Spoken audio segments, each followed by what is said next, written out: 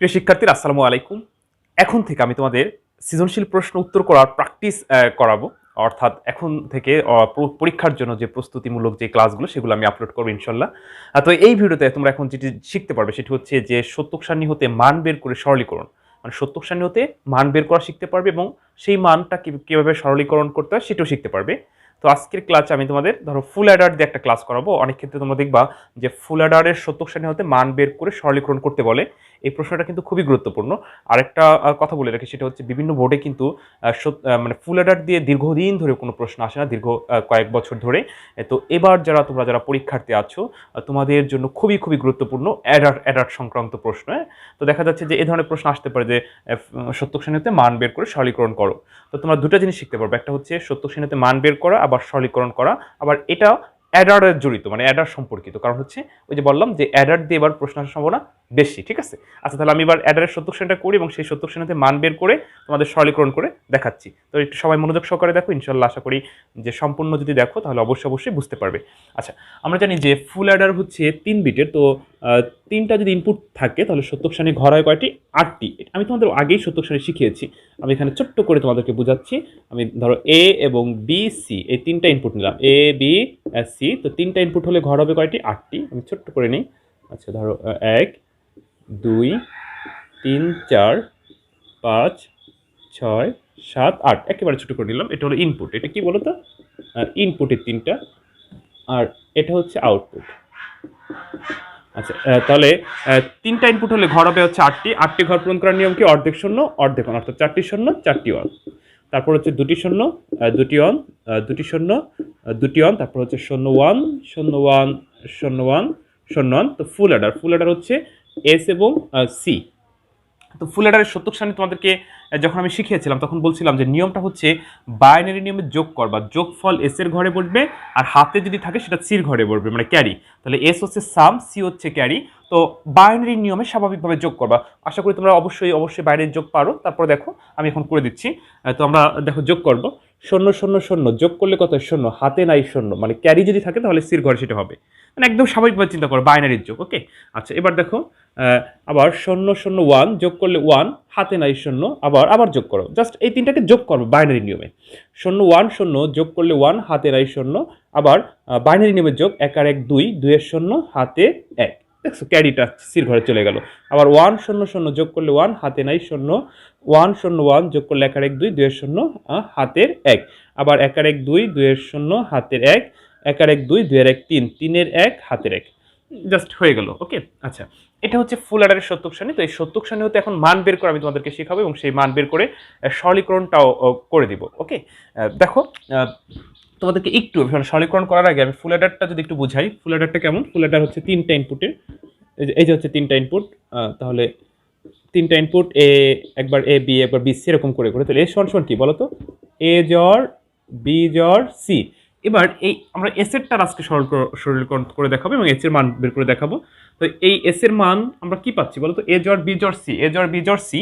তো এইখান থেকে আমরা মান বের করব, ওই মানটাকে সরলীকরণ করলে এ জর বি জর সি 100% হবে, মানে যেহেতু আমরা ফুল এটা করতেছি। তো আজকে আমি এই অংশটা কেন রাখছি বলো তো? আবার বলি, শুরুতে যেটা বলছিলাম যে সত্যক সারণীতে মান বের করতে তো পারবেই, আবার সেই মানটাকে সরলীকরণ করবে। তবে এটা ফুল অ্যাডার সংক্রান্ত শিখাচ্ছি আর কি, যাতে করে ফুল অ্যাডার দিয়ে যদি প্রশ্ন আসে যাতে মাথায় থাকে যে স্যার এইভাবে করাইছিল। ফুল অ্যাডার মানে যেহেতু ফুল অ্যাডার দিয়ে প্রশ্ন আসার কোনো বেশি। ঠিক আছে, তাহলে আমি এখন তোমাদের এই সরলীকরণ মান বের করাটা শিখাবো এবং সরলীকরণটা করা শিখাবো। তাহলে সরলীকরণ করলে কি হবে? এ জর বি জর সি, এটাই 100% হবে। প্রিয় শিক্ষার্থীবৃন্দ, আরেকটা কথা বলে রাখি, সেটা হচ্ছে তোমরা যারা পরীক্ষার্থী আছো তোমাদের জন্য বিশেষ কোর্স চলতেছে, অর্থাৎ একদম পুরো আইসিটি বই ফুল কোর্স কমপ্লিট করে দেবে ইনশাল্লাহ। তাতে 1 ঘন্টার জায়গায় 2 ঘন্টা হোক, রেগুলার হোক, কোনো সমস্যা নাই, যেভাবে কমপ্লিট করে দিব। বিভিন্ন ব্যাচের সৃজনশীল প্রশ্নে প্র্যাকটিস করতেছি। তো যেহেতু এখন পরীক্ষা একদম নিকটে, সেক্ষেত্রে তোমরা দ্রুত আমাকে কল করে, এই নাম্বারে কল করে আমার সাথে যোগাযোগ করে নিও। আশা করি আইসিটিতে কোনো সমস্যা থাকবে না। ওকে, আচ্ছা ঠিক আছে, তাহলে আমি এখন তোমাদের সরলীকরণ করা শিখাবো। আমি উপরে মানটা লিখি, এস এর মানটা বের করে দিচ্ছি, তারপরে এটা মুছে ফেলবো। তারপরে এখন এস এর মানটা বের করব। তো দেখো একটা জিনিস, যখন সত্যক সারণীতে মান বের করতে বলবে তখন হচ্ছে মানে নিয়ম হচ্ছে যেই ঘরের শূন্য সেই ঘর ক্যালকুলেশন করা যাবে না, যেই ঘর 1 সেই ঘরগুলো ক্যালকুলেশন করতে হবে। তো এস এর এই ঘরে হচ্ছে শূন্য, এটা ক্যালকুলেশন করা যাবে না। পরের ঘর হচ্ছে 1, এটা আমাদের ক্যালকুলেশন করতে হবে। দেখো তাহলে এই 1 যখন আছে তখন কি অবস্থা ইনপুটের? A শূন্য, B শূন্য, C1। এর অর্থ কি বলো তো? A শূন্য হওয়াতে A নট, B শূন্য হওয়াতে B নট, C1 হওয়াতে শুধু C। এই ঘরটা হয়ে গেল।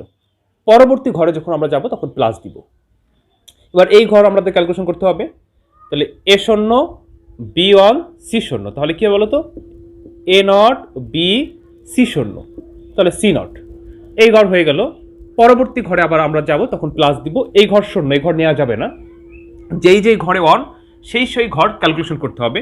তো এই ঘরে 1, এটা যদি আমরা ক্যালকুলেশন করি তাহলে কি হয় দেখো, A1, B শূন্য, C শূন্য, তাহলে A1 এর জন্য শুধু A, B শূন্য, C শূন্য, তাহলে B নট, C নট। ওকে, আচ্ছা, প্লাস পরেরটায় শূন্য, পরেরটায় শূন্য, পরেরটায় 1। তো এই 1 যখন আমরা পেয়েছি তখন A1, B1, C1। এর অর্থ কি বলতো? A, B, C। এই যে আমরা এই সত্যক সারণী মানে ফুল অ্যাডারের এই সত্যক সারণী হতে আমরা এস এর মান বের করে ফেলছি। এবার এই এস এর মানটাকে আমরা সরলীকরণ করব। তাহলে কি শিখতে পারলা তোমরা? যে সত্যক সারণী হতে মান বের করা শিখতে পারলা এবং সেই প্রাপ্ত মানকে সরলীকরণ করা আমরা শিখে যাব। এবং আমি তোমাদেরকে যেটা বলছিলাম যে এস এর যে মানটা আমরা জানি ফুল অ্যাডারে এস এর মান হচ্ছে এ জড় বি জড় সি, এটাকে সরল করলে এ জড় বি জড় সি হবে। আচ্ছা দেখো, আমি এবার সত্যক সারণীটা মুছে ফেলি। আশা করি তোমরা শতক সারিতে মান বের করতে পারছো। আরেকটা কথা বলে রাখি, আমার এই চ্যানেলে শুধু এইচএস আইসিটি ক্লাসে ভিডিও আপলোড করা হয়। আর যদি নিয়মিত ক্লাস দেখতে চাও তাহলে অবশ্যই চ্যানেলটি সাবস্ক্রাইব করে রেখো। সাবস্ক্রাইব করা থাকলে সহজে ক্লাসগুলো পেয়ে যাবে। আচ্ছা, এবারে আমরা এটাকে সরলীকরণ করবো। সমান এই মুহূর্তে আমরা কি করতে পারি বলো তো?